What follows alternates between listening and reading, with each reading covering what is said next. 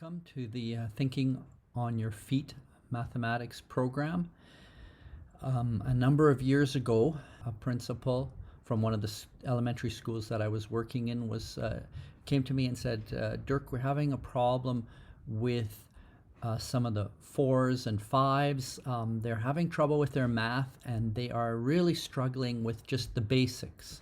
The basics being adding and subtracting to 20 or to 10 even, just with some of those basic skills.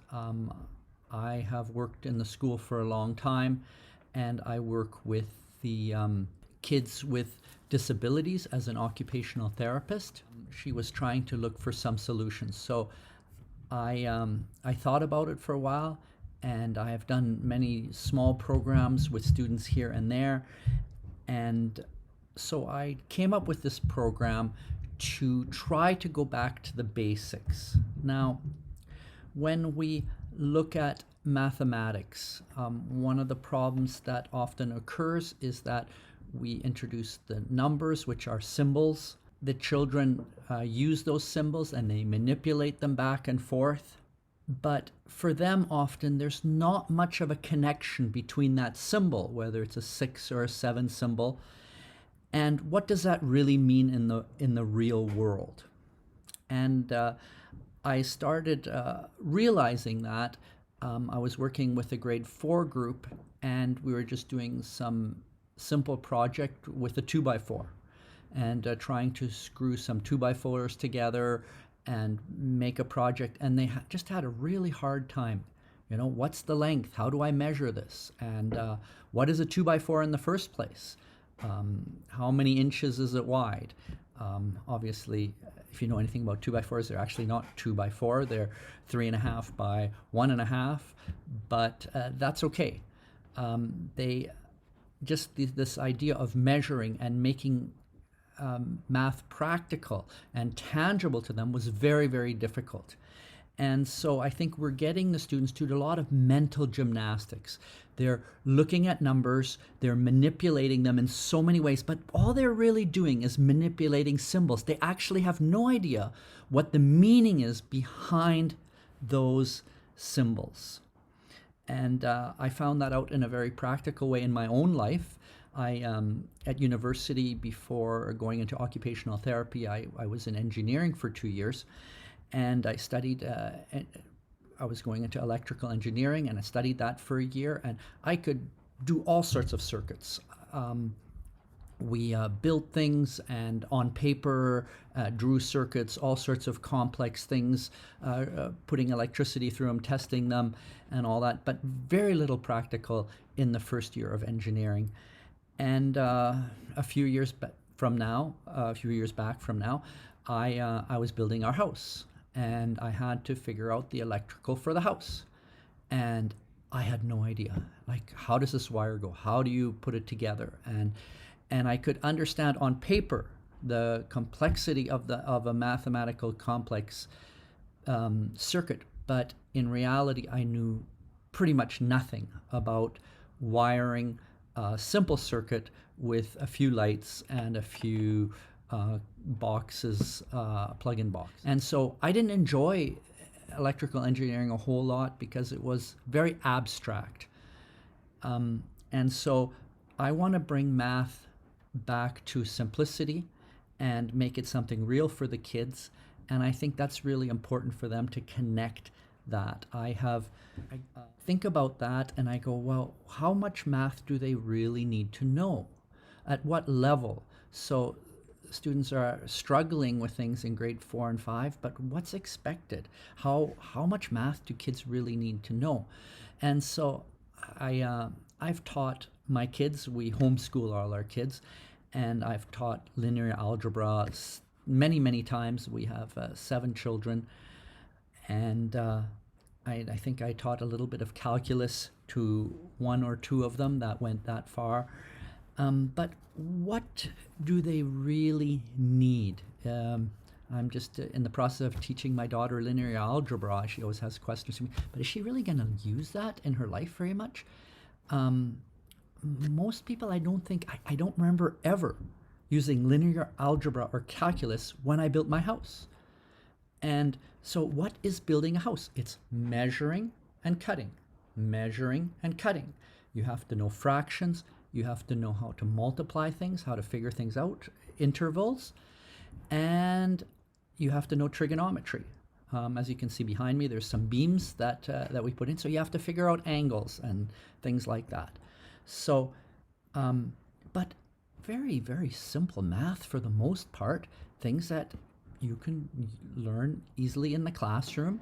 I talk to my son. He's in the trades, and I have two sons in the trades. So what kind of math do you need? What kind of math do you regularly use? And he just said trigonometry is about as difficult as it gets, because for other things there's charts, there's things that you can figure out. You don't really need extremely complicated math. So would I see my child as being successful if they could build a house? I sure would. So that's the math that we're going after. We're going after very practical things that most things in life you won't have any difficulty. And if you ever do, you'll be so confident at the basics of mathematics that you will not be totally overwhelmed having to learn something more. And that's so important. Kids just do not have the confidence with these abstract things, and we're doing these mental gymnastics, but you get tired of it after a while. And so I'm trying to bring math to a very, very basic, tangible level. So let's look at it for a second. We're going to look at some studies. I just simply went onto the internet. Now, the manipulatives that we're going to use is called Cuisenaire rods. They are, I think, from a French teacher, and he was trying to think about mathematics and how to teach the kids, and through colors and music, and that's how he kind of organized them. I don't know exactly all the details, but you can look that up on the internet. It's interesting to think about one of my daughters. When she looks at numbers, she says, somehow I think in colors. So people do think in colors. Some kids, I know that kids with autism often think in colors, and I don't really know what that means. But I just wanted to look at a few studies here that I pulled off the internet, and what they say about math manipulatives. Are they really helpful? Do we use them a lot? I know that to a small extent, most teachers use them, but it's not the basis. We have other programs. New programs are coming in all the time, even getting us further away from any kind of manipulation by doing math on the computer. So that even takes us further away from actually tangible reality. So here is the first study. It's done in South Africa, West South Africa, and we have a study of 250 grade 9ers, and they were using Cuisenaire rods in fractions. So these are grade 9s, and what was the result of introducing Cuisenaire rods into the classroom? And this is the conclusion. The study showed that Cuisenaire rods have a great effect on learners' academic performance in fractions. Cuisenaire rods, as a manipulative, concrete material, has aided learners to discover solutions to mathematical problems involving fractions, motivate learners to learn independently and in groups, and also enhance learners' understanding of fractions. One study suggests that the rods are hands-on and minds-on. As an OT, that's where we come from. If you can touch it with your hands, it opens up your brain, and there is a connection there, a tactile connection. So we're learning on a multi-sensory level, and that is so important. Physical material used in mathematical instruction of abstract concepts made mathematics real to learners. Cuisenaire rods motivate every learner to work individually and in groups on important mathematical content such as fractions, while educators offered individual assistance to learners. Since it was learner-friendly, actively oriented, and stimulated learners' comprehension of the mathematical concepts and facilitated higher understanding of mathematical concepts, facts, and principles. So a few studies there that he's just quoting. Here is another one from Nigeria. This is in regards to using decimal fractions. The results revealed that a significant difference between pupils who were taught fractions using Cuisenaire rods approach to those that taught fractions using the conventional approach. So they're comparing, okay, which one was better, and they found that it was very facilitative. There was no difference here between male and female, and the recommendation was, it was therefore recommended, among others, that teachers of mathematics should adopt Cuisenaire Rods' approach in teaching mathematics in primary schools in the study area to ensure that hands-on activity and thereby contributing to the enhanced understanding. So another study to just show how effective it was. Here is one from Ghana, and this is just an abstract, and this is what their conclusions were, or part of the abstract. However, fractions have been one of the most difficult mathematical skills to master for children with and without difficulties. So normal kids and kids with disabilities. And comparing the mean and standard deviation scores of both groups indicated that there was a significant performance in the experimental group. Ghana, and so the study recommends to the Educational Ministry that of Ghana considering using Cuisenaire rods in Ghana schools, especially from the basic school level, since they are versatile materials in teaching many concepts in mathematics. So here's another one.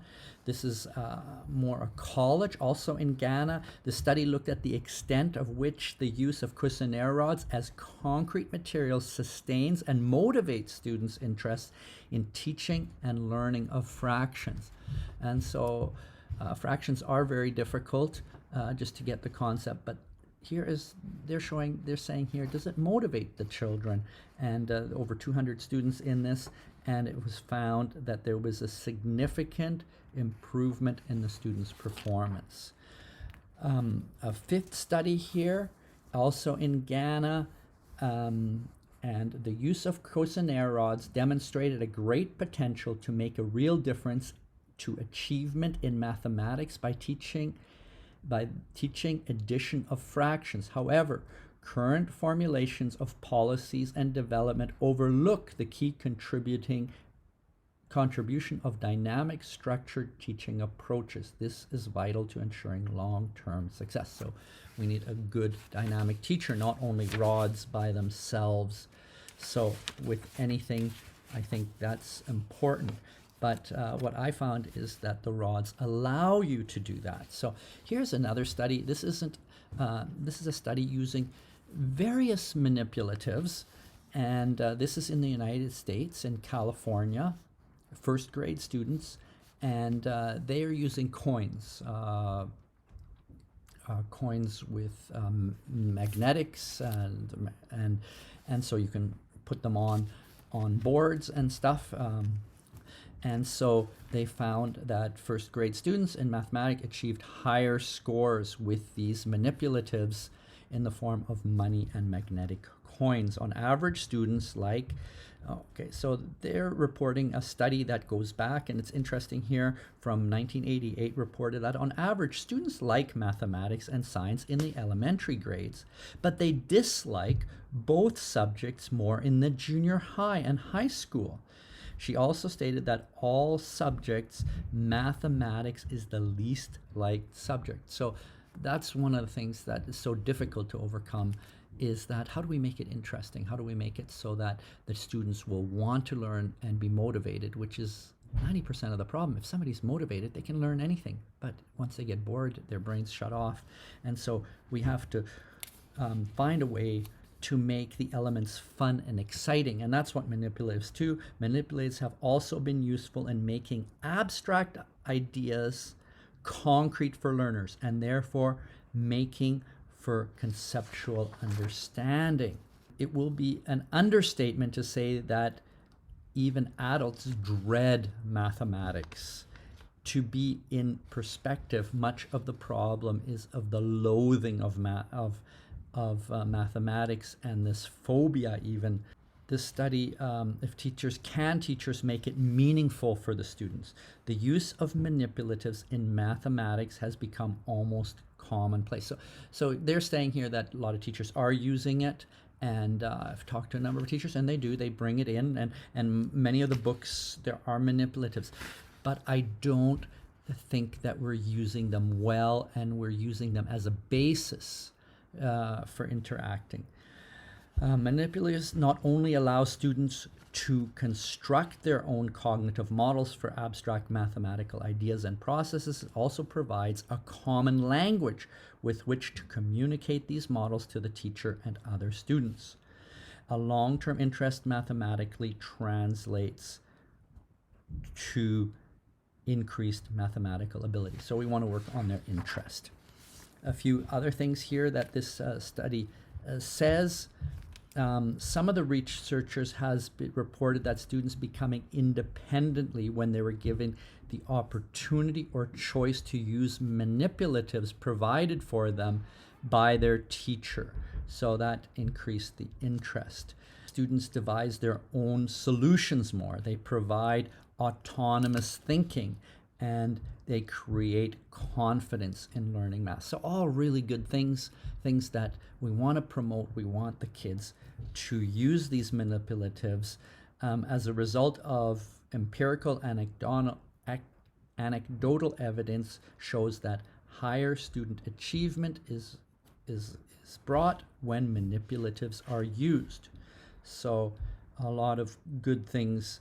But here then they continue and they say, now that we've got the manipulatives and the kids got it, let's put the manipulatives on the computer. And I go, oh no. Now we're going backwards again. Stay away from the computer. They got to touch it. They got to see it. They got to feel it. That's how you tell a size. Visual learning is limited. We need to have a real experience, and then we nullify everything. And so that was just the last study, and so why not use the rods? I think if you go back on to the YouTube, there's a wonderful video by the Film Board of Canada with Caleb Gattegno, and it's a 1963 grade 1 and a must-watch. If you're going to teach your children with manipulatives, you have to watch it. He goes through. He's got very simple books like this, and so he just goes through the basics of teaching math to grades 1s, and by the time it's Christmas, they're doing fractions. Very simple. The kids are bright. It's wonderful to watch. And so what have we learned in 50 years? It seems like we have a really hard time sticking with the basics. And why is that? Why these math rods have been in use since 1963. The studies overwhelmingly say this really helps the kids. It helps motivate them. Our kids are struggling with motivation. And so why do we use these non-effective programs so much? Why just the basis? And I suggest there's a lot of money to be made. It's a new program. People come up with new programs all the time. Governments are easily lobbied into going for these programs. They have friends which have influence. And so for some reason, I'm sure these other programs can show themselves to be effective. But overall, with young children, with older children, if we're not touching, and you can't really invent a whole lot new things. There's not a lot of stuff under the sun with these manipulatives, so there's no money to be made. And so we discount all these studies, and we try to find new exciting ways, and we erase the old, and but we're not making any progress. So that's kind of sad.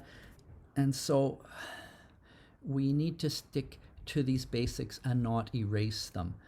I know that we live in a time where, with certain things we don't want to hear. We don't want to hear people, I'm German, I know all about.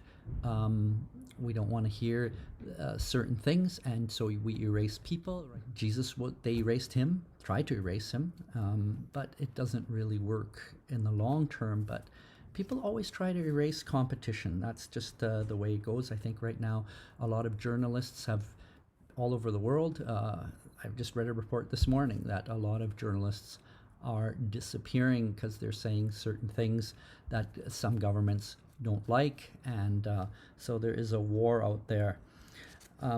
So just continuing on that, my emphasis is, I think I want the children to have a really good experience. I think it serves us well to go back to the basics, to make mathematics something enjoyable, something to build their confidence, and something that they can think on their feet with. And so that's the whole point. This program, it's great if parents get involved. That's always the best, because for any child, they want their mom and dad to be involved there. Dad, watch me. Dad, look at what I can do. Mom, look at what I can do. And Mom, look at what I learned. And if we're there at the table and we're interested, it is sad we live in a time where a lot of people don't even have a dinner table anymore.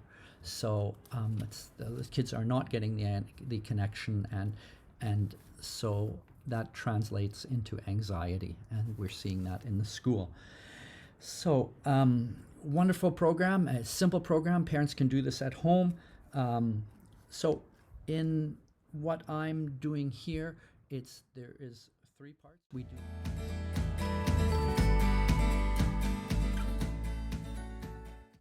do an introduction, and it's usually some kind of rhythmic activity, a little bit of a body break. You might do some push-ups and some sit-ups, or to strengthen the kids, and that kind of gets the brain going and to be alert.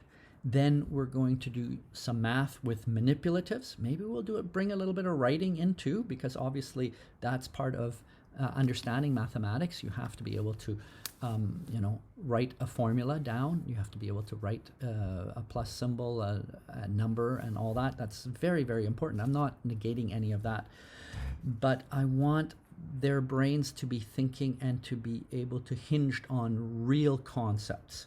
So when they are writing down 3 plus 2, that they know what that means, that it's not just a symbol. And then in the last part, we are going to try to generalize the information with a game, making some project. So today, we're going to start off with using just a little game where I put numbers on the ground and I call out a few numbers, and they have to run over there to the number, and then I might give them a few questions like what's 2 plus 2, and then they have to think on their feet and then run to the number 4. So that's kind of the idea. We might use a little bit of some bean bags and just start doing a little bit of juggling, and so that kind of warms them up. Then we'll be looking at just an introduction. These are grade 2, 3, 4, 5 kids. I have my grandkids here, and there'll be 5 of them, and one is my daughter, and so it's quite a range. It's very difficult to work with such a range because the older kids get bored, the younger kids are struggling. So, but we're going to try our best to really hone it in and bring them together. Today it's just a review for all of them. Pretty much, we're just using the Cuisenaire rods for doing a staircase. We're going to look at what numbers are complementary to add to 10. We're going to cover some rods, look at even and odd. We're going to look at differences, and then we're going to make it practical, and being able to say these things out loud and to think on their feet, which is the whole purpose. We're going to finish off the session with doing some color jumps because we've been looking at colors. So we're going to do a little bit of a physical thing, and then just play a game. Games are wonderful. Kids pick up so much, and everybody knows this game that we're going to play. It's Trouble, and it's just counting and rolling a dice. I think for the younger kids, okay to that Pop-O-Matic, but it takes a skill to roll that dice without falling off the table, and then be able to calculate how many moves do I make. So that's simple addition and subtraction. How do I throw somebody out, and how do I not get too aggravated? So the game that we're using is I don't have a trouble game or aggravation, but these games, every country has a game of their own. I'm using a German one, which is called Mensch ärger dich nicht. It says right on it that they've played this for 100 years. So it's just simple mathematics, rolling a dice, moving your thing. There's aggravation, Ludo. It comes in various forms in North America, Trouble, and it's a great game to have fun with your kids and to learn how to use numbers in a very simple way. So let's get started, and it's a lot of fun, and that's the point. We want to be interactive with the kids. We want to have that eye-to-eye connection, and so they become confident and they can do these things very simply, rather than just always giving them so many sheets to do, and they get weary, and I think they shut down after a while, and they just get so tired of all the exercises, when actually they have the intelligence to do the math, to do a much higher level of math, but we're not presenting it in a good, concrete way that they can process it and that they can really excel. So we'll see. I'm hoping that we can continue this program once a week and progress. I'm going to be working with the kids anyway, and if we can film it, that'd be great. And then maybe after a year we could see how far did these kids progress, how well did they do. Now they're doing other things too. They're doing a curriculum. I'm not taking that away. They have their math books, but I think this is a great opportunity for them to up their skills and to gain that confidence, to be motivated, and that's what it's all about here in Thinking on Your Feet Mathematics. Thank you.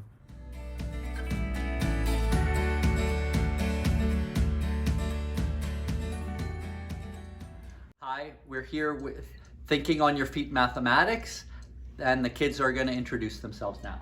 Hi, I'm Tikva. I am 11 years old, and I was born on February the 10th, 2009. My favorite meal is pizza, and my favorite dessert is pumpkin roll, and my favorite thing to do is work with my horse. Hi, I'm Token. My birthday is on May the 6th, 2010. And my favorite thing to eat is steak. My favorite thing to do is play with my sisters, and my favorite color is purple. Hi, I'm Solomon, and I was born on August 5th, 2011, and my favorite thing to do is to train my horse, and my favorite supper and my favorite food is eggs and toast, and my favorite color is green. Hi, I'm Aksa, and I was born in 2012. My favorite thing to do is work with my horse, and my favorite meal is pho soup. Hello, I am Moses. I was born on October the 26th, 2013. And my favorite thing to do is ride the horses, and my favorite thing to eat is pasta, and my favorite color is green. Our first game that we're going to play is Color Jump, I have divided the kids into groups of 2, so the first partner will will start, and they're standing on yellow, and I'm going to call out a color, and they have to jump to it. They not to turn or anything like that, just to jump to that color. Then I'll start making it more difficult and add how many colors they can jump, and we'll see how far we get with that. So are you guys ready? Yes. Yes. Okay, jump to green, blue, yellow, red, blue. Okay, now I'm going to give you 2 colors. So you jump to the first one, then to the second one. Okay? Yellow, green. Okay, good. So it takes a little bit of processing, and you have to think, right? You can look down. Okay, ready? Yellow, red. Good. Blue, green. Yellow, red. Okay, now I'm going to give you 3 colors. Okay? Blue, yellow, green. Good. Red, yellow, blue. Good. Green, red, yellow. Okay. Green, blue, red. Okay, you guys are doing really good. Okay, so now it's going to get a little bit more difficult. How many do you think you can handle? 4. 4. Okay, let's see what we can do. 5. Yellow, just listen and then do it, okay? Yellow, green, yellow, green.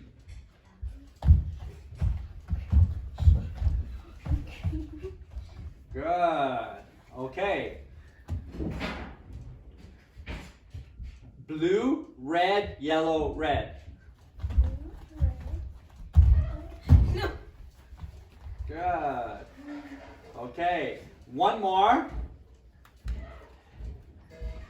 Yellow, blue, green, red. Good. Okay, and switch. So green, red, yellow, blue, red, yellow, green. Okay. Now I'm going to give you 2 colors. Okay? Red, blue. Red. Yellow, green. Red, yellow. Blue, red. Green, yellow, blue. Yellow, red, green.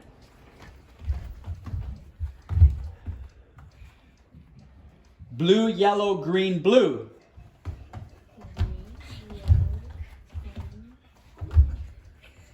Okay, let's try that one again. Okay, I'm gonna give you 4 now, so it's getting harder. Okay. Red, blue. Well, just wait till I finish. Okay. Red, blue, red, blue. Okay, good. Yellow, red, green, blue. Good. 5. Okay, let's try 5. I'm not sure I can remember them. Okay. Yellow, red, green, blue, red.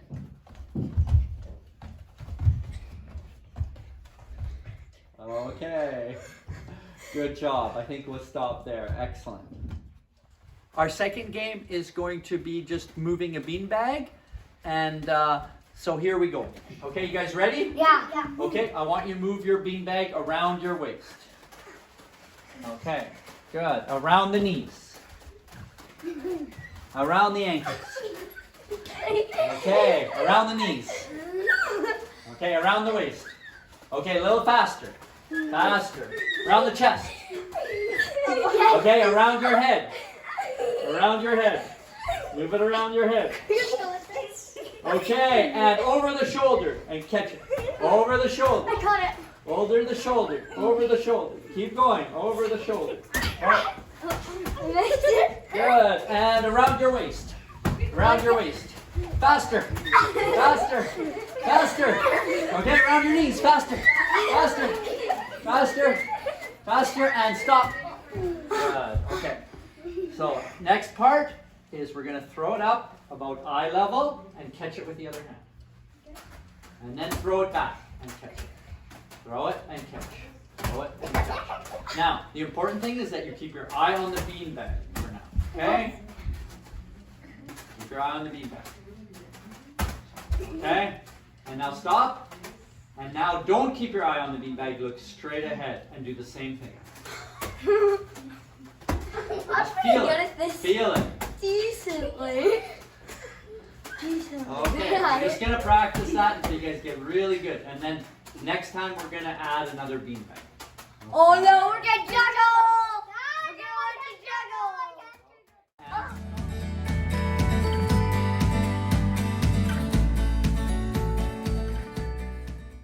Okay, for our first task, we are going to build a staircase. So we're going to take all 10 rods from orange to blue, and can everybody build a staircase? Yes. Black.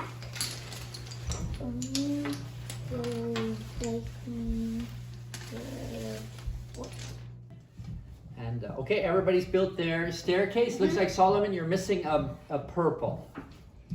Okay, and you built 2 staircases, Axa. Okay, everybody ready? Okay, so let's count by colors from smallest to largest. Let's count together. Put your finger on it. White, Red, light green, purple, yellow, dark green, black, brown, blue, orange. Okay, and let's count one more time, but this time backwards. Okay? Orange, Put your blue, brown, black, dark green, yellow, purple, green, red, white. Good. Okay, Axa, I'm gonna move this one over. Just build one, okay? Because you're confusing yourself and you're not paying attention. Okay, and cut that part out. Okay, so everybody ready? Yes. Okay, can everybody remember those colors? Yes. Okay, Yes. let's close our eyes, put our hands behind our eyes. Let's count, okay, from white. Okay, ready? White, red, light green, purple, yellow, dark green, black, brown, blue, orange. Okay, that's pretty good. So it's quite nice that God's given you a mind that you can see all the colors without looking at them, all right? Okay, so let's lay down our stairs. Okay, so now we are going to find the colors that whatever color, it's just called a complementary color, the color that you need to make it to orange or to make it to 10, okay? So what do we need, what color do we need for blue to make it as long as the orange? White. White, okay, so let's take a white block and put it on top of the blue, okay? You see how that? Okay, good. What color do we need to make brown or as long as the orange? Red. So let's put a red there. Okay, what color do we need to make? Light green. Light green. What do we need for the dark green? Purple. Purple. Okay. What do we need for the yellow? Yellow. Yellow. Good. And what do we need for the Dark green. purple? Dark green. Good. Okay. What do we need for the green, light green? Good. Black. Good. What do we need for the red? Blue. Brown. No, Brown. not blue. Brown. Good. What do we need for the... Blue. White. Okay. Everybody got that? Yeah. Okay. So let's see if we can remember. Can you guys do that? Yeah. Okay, you got it all in front of you? Yeah. Okay. So I'm gonna call out a color and you give me the complementary color. Okay, is everybody ready? Yes. White, White. Blue. purple, Purple. Dark green. yellow, Yellow. red, Red. Brown. blue, White. red. Brown. Okay, let's close our eyes. No cheating. Okay, brown. Red. No, hands in front of your eyes, Moses. No cheating. Okay, light green, Black. yellow, Yellow. red, Brown. light green, Black. brown, Red. purple. Dark green. Good. Okay, you can open your eyes. Okay, I want you to put all the rods back and take out a dark green rod. Dark green rod. Like this. Now, I want you to cover. Cover means that we put something on top. I want you to put as many red blocks on top of the green to cover all of the green. How many red blocks 3. can I put on a dark green? Three. To put, okay, 3. Just the red on top of the dark green. Solomon, you lay it down like this and put red blocks on top. Look at mine, like this. And how many can you get, Solomon? 3. Okay. Now, does it fit perfectly? Yes. Okay. So let's take a blue and see how many red we can get on top of a blue. Doesn't work. How many can we put completely on? Is there anything left? Yes. One place. A white should go there. Okay. And how much room do we have left? One. We have room for 1. Yeah. And so this is what we call, so the blue is called an odd length. Yeah. Odd, because Odd number. we can't put the small red, which is 2, right? 2 white blocks. It's the size of 2 white blocks, and that would make it an even, okay? So when we covered dark green, how many did we get? 3. 3. So is dark green an even size or an odd? Even, okay? So let's try it with yellow. How many? 2. Fit on. 2. So is it odd or is it even? Odd. Okay. Let's do black. Oh. Is black odd? Yes. Okay. Okay. So let's make it a little bit of challenging. Can you build a staircase with odd sizes only? Yeah. Odd size. That's easy. That's gonna be fun. Done. Obviously not. Should we build it up? Yeah, you can build it. Doesn't matter. What am I doing? 4, 5, 6, 7. Done? Okay. And now I want you beside it build a staircase with even colors only. With even colors. Brown.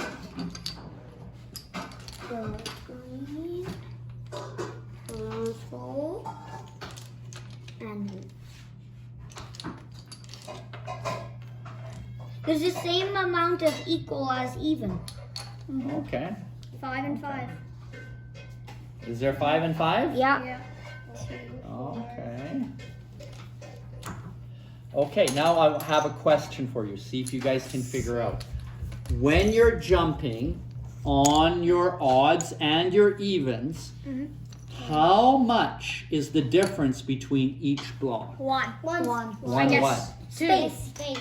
How big is your space? One. Red. 1 red. That's right. It's red. So let's count in odds in color. Okay. White, Light green, yellow, black, blue. Okay, and let's count evens. Red, purple, yellow, green, brown, and orange. Good. So now we know what odd and even is. Okay? And we haven't even talked about numbers yet. Today we're not going to talk about the numbers, we're just going to talk about the colors. Okay? Now, what we're going to do now is I want you to take a blue rod and I want you to cover it with a black rod. And how much is left? Red. What Red. size? Red. It's red. Okay? They're pretty. And so the thing that's left is called the difference. Can you guys say that? Difference. Difference, okay? So the difference between blue and black is red. Okay, let's do one more. Let's take a brown and cover it with a yellow. And what is the difference? Light green. Okay, so I want you to say that in a sentence. Tiki, can you give me a sentence? The difference between yellow and brown is light green. Okay. Start with the bigger number. The difference between brown and yellow is light green. Okay? What's the difference between, what's your answer? Light green. Okay, so give me a whole sentence. The The difference, difference between light green no, the difference between Brown and yellow. yellow is Light green. very good. Okay. Let's build one more. Black and cover it with purple. And what is left? I know. Just wait. Don't say it out loud. I'm gonna ask. Okay? Moses, can you give me a sentence? The difference between black and purple is green. Good. Okay. Solomon, can you give me a sentence? The difference between black and purple is light green. Good. Okay. Now, let's build some trains, okay? We're gonna build a train of dark green and purple, okay? Now, we're gonna take another rod and we're gonna put it whatever size it is and put it beside. Okay? So, a train is just a number of rods together. Okay? Pretty straightforward. So when I have a train of dark green and purple, you have how long is that So train? orange. Orange. Axa, do you have it? No, you're kind of building a lot of things. Just keep it simple to what we're asking, okay? So Axa, can you give me a sentence of what you built there? Purple plus dark green is equal to orange. Very good, okay. Token, can you give me a sentence? Purple plus dark green is equal to orange. Good. Now let's put them on top. Let's put them on top. Just a different way of putting them. And I go like this. Can you give me a sentence about difference? Moses, do you want to try?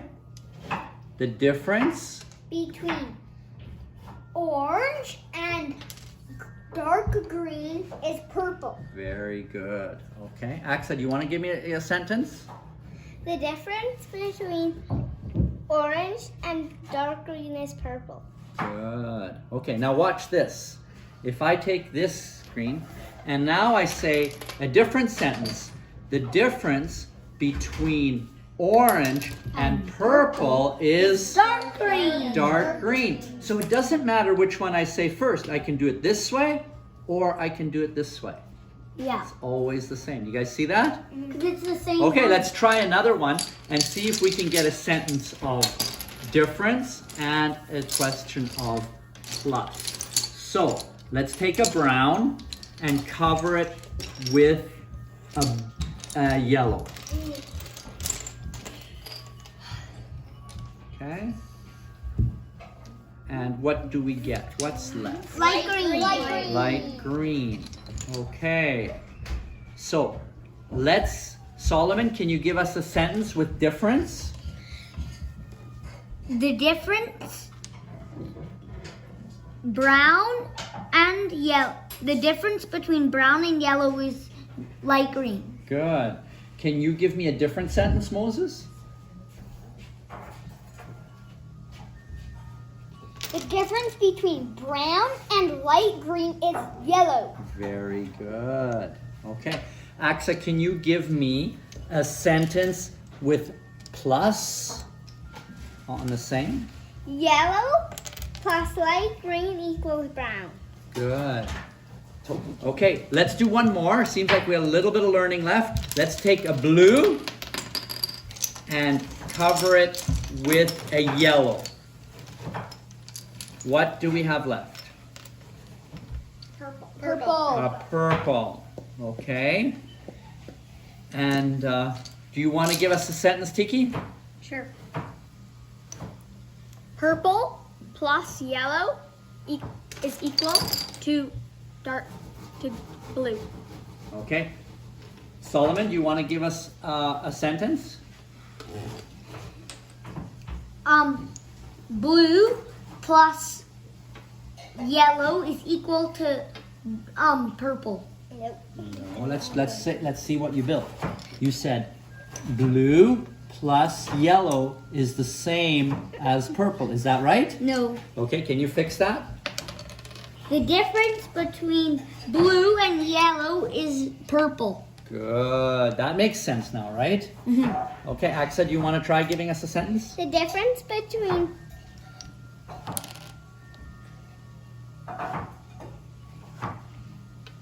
yellow plus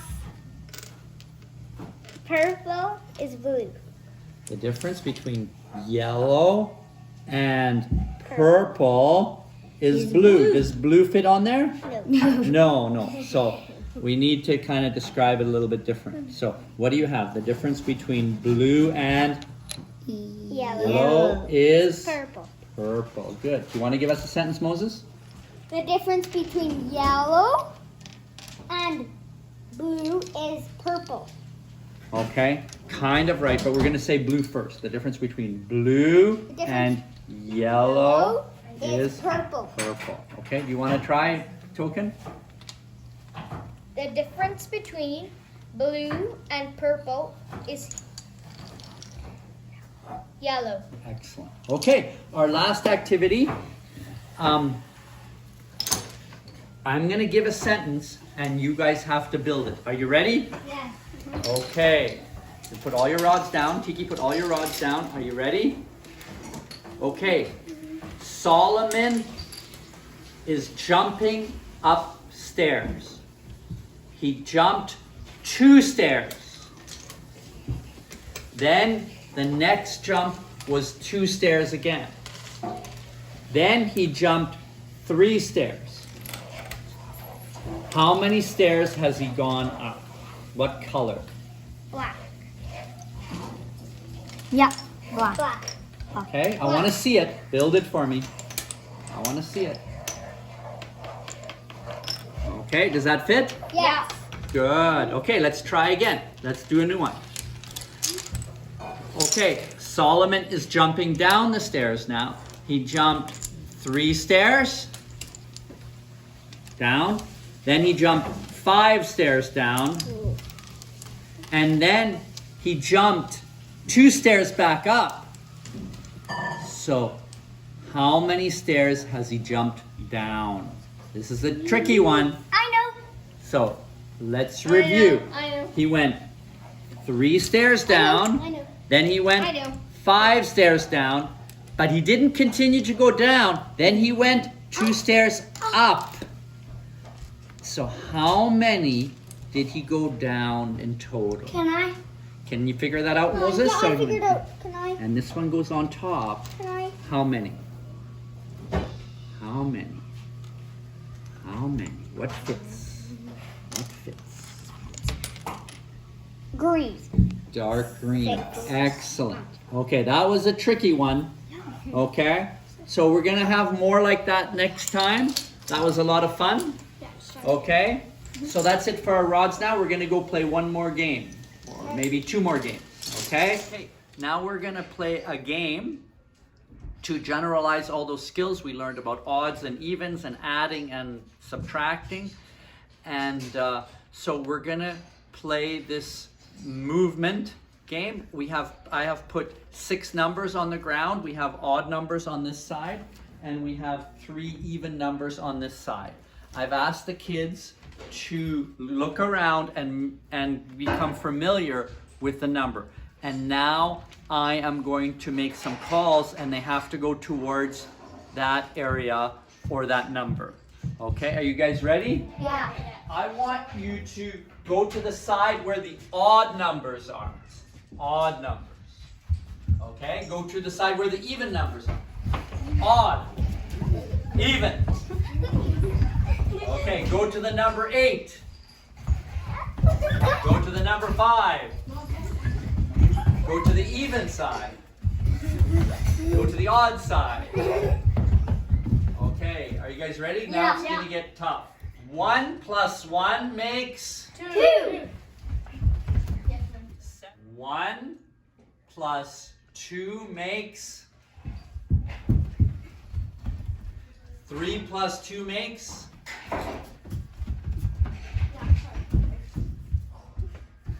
1 plus 1 makes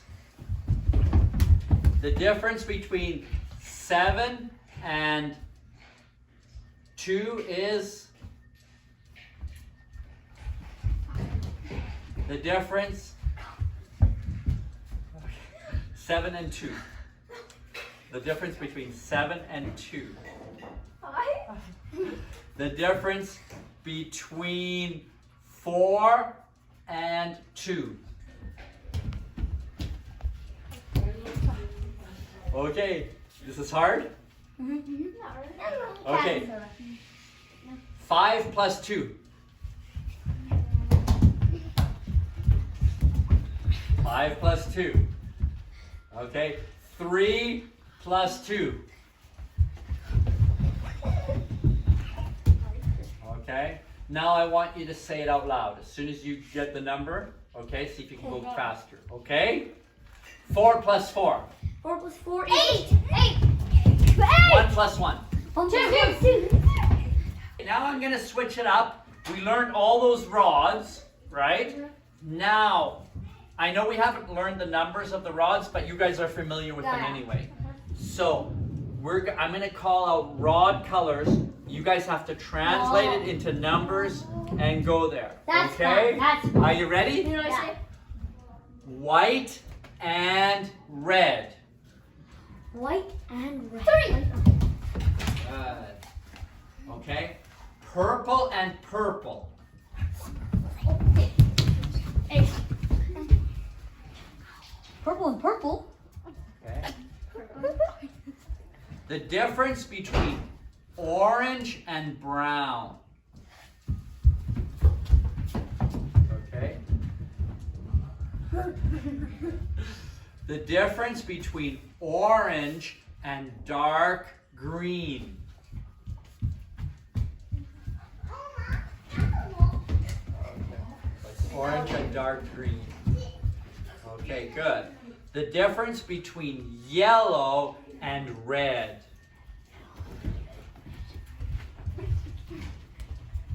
Yellow and red. No, that's wrong. Yeah. Yellow, what's yellow? Yeah. 5. 5, and red is 2. 2. What's the difference? 3. Token is the only one who was standing on that one. Okay, what's the difference between orange and light green? Good. Okay. So you can see very quickly the delayed processing and the kids really having to think on their feet. And we do this a few times and they'll be really quick, but it takes a little bit of time, and you can see how they're thinking in their head. So that's really a good learning skill. So, okay, to finish today's lessons, we're going to play aggravation or trouble. This is a German version of it. It's Ludo is one of the names too, and it's a typical game. You have to roll the dice, a 6 to get out. You get 3 rolls, and then you try to get everybody home. So this is a good way to learn numbers and to finish off the day with a lot of fun. So here we go. Oh, the youngest person starts. Solomon. 3 times. You have to get a 6 to get out. Oh, you have to get a 6 to get out. You have to get a 6 to get out. Okay. No, Moses starts. 6, and then you go on. And 5. 6 and 5.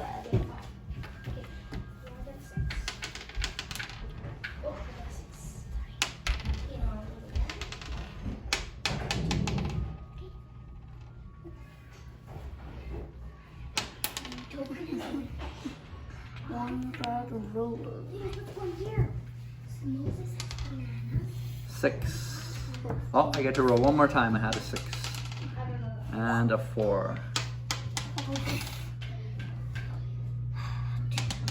Solomon can't get a 6. There you go. And 2. 1. Oh, I thought you were going to get me for sure. A 1. So the purpose of the game is to bring all your men out and to go all the way around and to bring all of them into home. Okay? When they're out here, they're always in danger. If somebody lands on you, then they send you back home. Okay? And you go all the way around. But once you're in your home base, they can't get you anymore. Okay? The way to start the game is to roll a 6. When you roll a 6, you get to come out. Every time you roll a 6, if you have anybody in the home, you have to go like that. Okay? You have to go out. Then you can roll. If you get a 6, you can roll again. Okay? Those are the basic rules. Are you ready? Yeah. And we'll learn as we go. Okay. Okay, youngest person starts. Who is the youngest? Moses. Okay. Oh, try not to hit the men. 1. Okay, roll again. You didn't get a 6. 6. Okay, so you get to come out and you get to roll again. And a 1. Good. Access turn. Just a 1. Nope, we're going around this way. See that arrow? And you're going this direction. Good. Yeah, keep rolling. So try to learn to roll with your hand and just like that. Nope, you're on green. There you go. 3. Good, my turn. 1, 2, oh, I got a 6, and 4. There we go. 1, 2. Oh, no, you only get to roll 3 times, and you have to pass it on. 1. Oh, no, he's already out, so he can move his 3. Move 3. You got 3. Good. Axe's turn. Pass it on. 3. No, we're going this direction. So you were here. 1, 2, 3, and stop. Good. Pass it on. Oh, 4. So I still have to get a 6? You still have to get a 6. Oh, roll again. That one didn't count.